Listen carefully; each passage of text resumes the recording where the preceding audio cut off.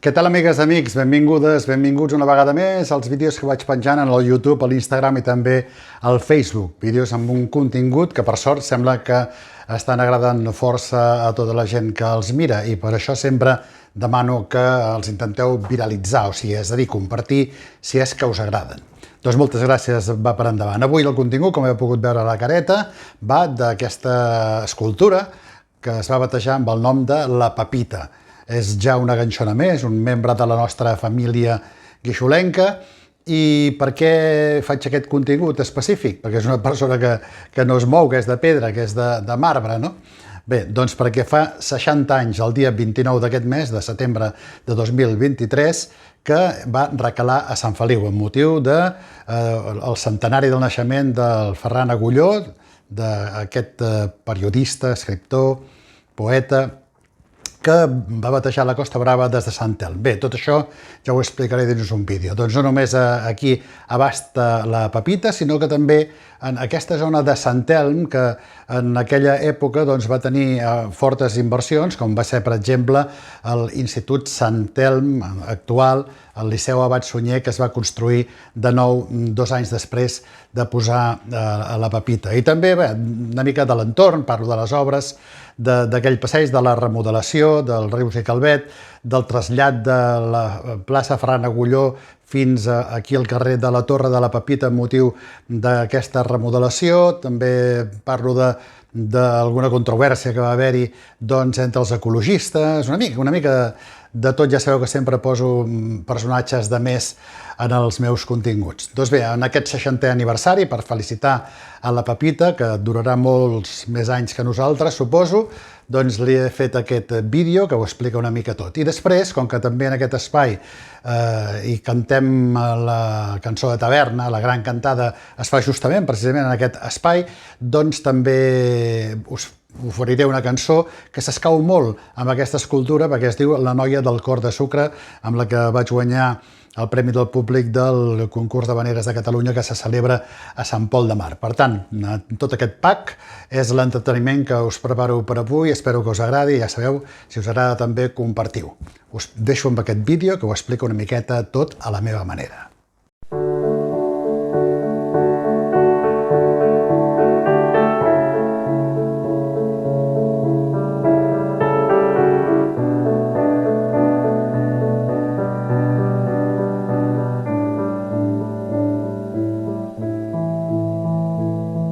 Estimada Pepita, per molts anys en el 60è aniversari de la teva vinguda a Sant Feliu de Guíxols per commemorar el naixement de Ferran Agulló. Resulta que el 12 de setembre de 1908, el diari La Veu de Catalunya, aquest periodista, poeta i polític, utilitzava per primera vegada el terme Costa Brava per al·lusió a les cales i pobles del Mediterrani que van des de Portbou fins a la desembocadura de la Tordera a Blanes, és a dir, 200 quilòmetres de costa. Però de forma oral, Agulló ho va proclamar a Sant Elm quan amb una colla d'amics contemplaven el paisatge incomparable de la nostra farèstega costa des de les Penyes fins a Tossa. Però tu vas ser el principal regal a la ciutat en aquella celebració. Aquell dia, mentre restaves despullada, abrigada sota un llençol després que membres de la Brigada d'Obres i el teu creador, el prestigiós escultor reusenc Joan Rebull, et traslladessin al petit estany de l'actual plaça Ferran Agulló, a pocs metres del racó de Garbí i més amunt, a l'ermita de Sant Elm, les autoritats locals i provincials inauguraven un monòlit. Allà es va gravar a la pedra. Des d'aquesta trona de Sant Elm, Ferran Agulló intuí la idea de batejar la Costa Brava. La ciutat de Sant Feliu de Guíxols li ofrena avui, 29 de setembre de 1963, aquesta recordança. Per la banda del darrere, el meu pare és de l'Escala, la mare de Tamariu, i jo sóc fill d'una cala de llevant de Sant Feliu. La capella era massa petita per acollir la gentada que hi va assistir i a l'exterior, mossèn Lambert Font va oficiar una missa que va comptar amb la presència de l'Orfeó Català, que va interpretar els goigs de la Verge del Bon Viatge. Tot seguit, la comitiva i els assistents baixaven de Sant Elm i s'obrien pas entre la multitud que esperava expectant envoltant el petit estany que seria el teu cau. La lona fou enretirada pel governador civil de la província, Víctor Ellín, i els parlaments varen anar a càrrec de Narcís de Carreras, president de la Germandat de Sant Narcís. Naturalment que en aquell monument dedicat a la Costa Brava no hi podia faltar la presència de l'alcalde de l'època, en Joan Puig, que més endavant no podria evitar que els ganxons et bategessin amb el nom de la seva esposa, la Pepita, ganxoneries inevitables. Precisament, aquell alcalde, mentre et polien en el taller de l'escultor 2 mesos abans, el 25 de juliol de 1963, en companyia de la inoblidable Margarida Birsing, havia posat la primera pedra del futur Liceu Abat Sunyer, vaja, allò que nosaltres en dèiem l'acadèmia. Tot passava per la banda de Sant Elm i, per tant, durant 2 anys, vares veure passar els operaris amunt i avall fins que el 14 d'octubre de 1965 es va inaugurar i uns quants anys més tard vindria a ser l'IES Sant Elm.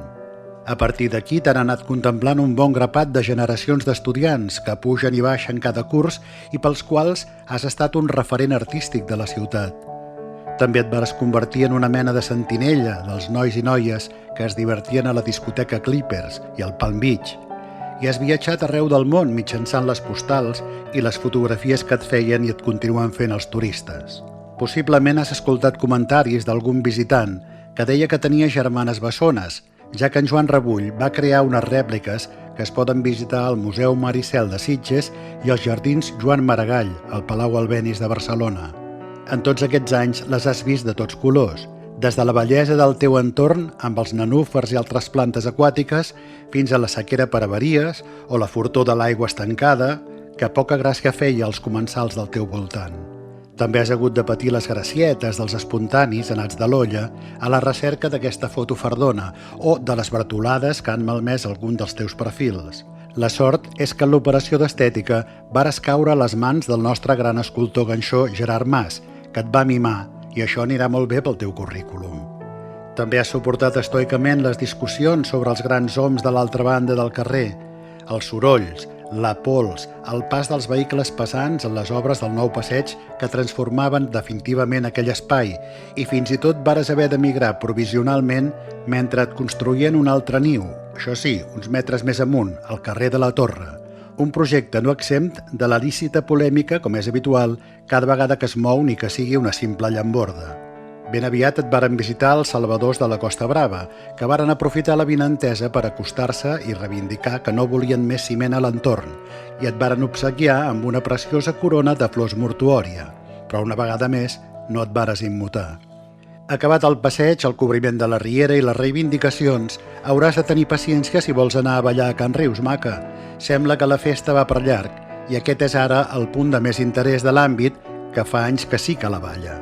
Entretant, sures en un mirall d'aigua, enmig dels nenúfars ara artificials, a tocar d'una petita graderia on joves i grans s'hi van a relaxar o a enraonar com si fossis la seva confident, o una més de la tertúlia mentre reposes generosa, formosa i serena, al peu d'un poema de Ferran Agulló, que diu: «Davalla el sol en cerca de la posta, la mar i la muntanya es tornen d'or i va prenent fantàstica a la costa una greu fesomia de dolor». Els passants i els visitants et fotografien i et contemplen. Les estacions s'expressen al teu voltant exultant de colors mediterranis. Els desmalls es rendeixen sense remei. La vida transcorre. Ens fem grans i tu continues tan bella i nua com el primer dia, oferint-nos per quan ens calgui el teu racó de pensar.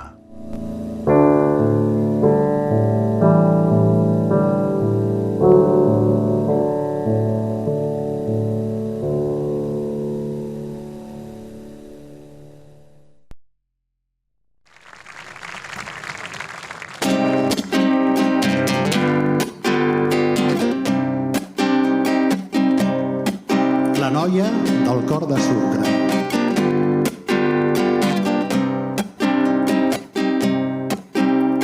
Somnis que van remant entre les onades, agenollades van a morir els serens sorrals. Els cants de nit que dormen al llit d'aigües argentades, tonades i les xerrades dels navegants. Parlen els mariners d'una vella musa i no hi ha excusa per no viatjar cap al far del nord. Cercant l'amor al preuat tresor, la idea confusa. Si és rei no bruixa per generar tantes emocions. Ella és la noia del cor de sucre, la dama que se n'ocupa dels cors trencats, de mans que arriben per mar intuint la ruta, de nàufrags que entre els llençols viuen atrapats, de dits que van resseguint aquells tatuatges, d'oratges de cossos nus dormint abraçats,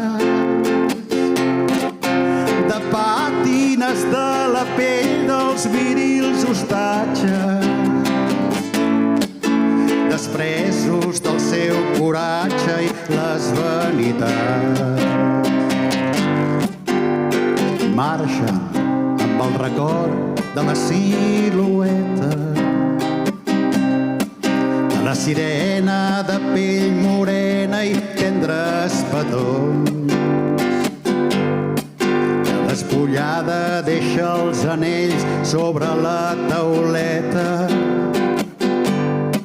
i en la quietud de la solitud tanca els finestrons. Ella és la noia del cor de sucre, la dama que se n'ocupa dels cors trencats,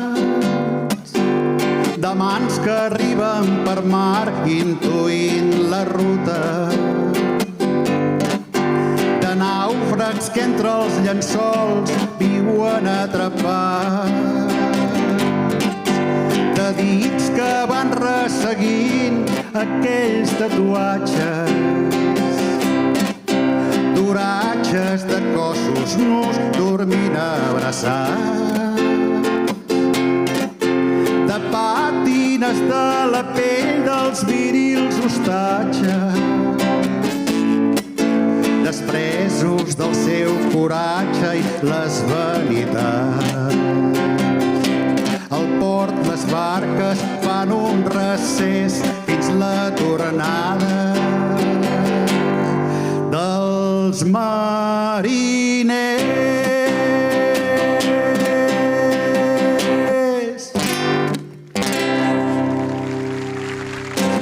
Moltes gràcies.